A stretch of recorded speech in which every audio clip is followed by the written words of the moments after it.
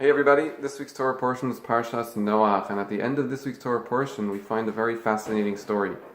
The Torah tells us that the world had gotten back involved in idolatry, and it now found itself in a situation where there were many different people believing in many different gods. And in that setting, a man arose named Avram who came to the belief that there was really only one God. And he started spreading this belief of monotheism around, and it was starting to become very catchy. And that got him in a lot of trouble because the local people, as well as the king, did not appreciate him spreading this message. So much so that he ended up spending 10 years on the run, running away from people trying to kill him, and eventually he got caught by the king. And the king puts him on trial and says to him, if you do not admit publicly that you were wrong, I have no choice but to kill you.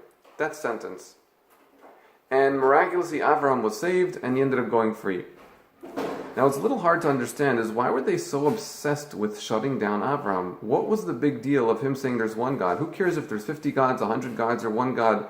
Let every man do his thing. The same way Nimrod didn't chase down every person who believed in a different amount of gods than him. Why did it bother him and others so much when Avram was saying that there was only one God? And to understand this, we have to understand a little bit of the psychology of the polytheistic people. The idea of multiple gods in their heads meant the following. If you're having a bad day, don't worry, it's because of X God who is not shining favorably upon you. So if you're having a bad marriage, that's the marriage god to blame. If you're having a bad career, that's the finance god to complain. If your football team isn't doing well, it's the football god to complain to. Everyone who's not doing well, no problem. Don't need to look in the mirror. All you got to do is look at the God responsible for that, and that's where your problem lies. What Avraham was saying was that there was one loving God, which meant if you can't blame God for your problems, who's left to blame? Yourself.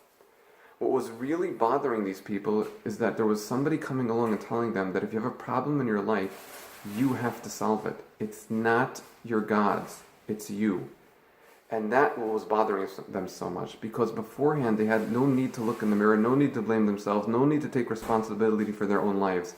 But once the God excuse was gone, all that was left was to take a good look in the mirror and to change themselves. And that was a very painful thing to hear.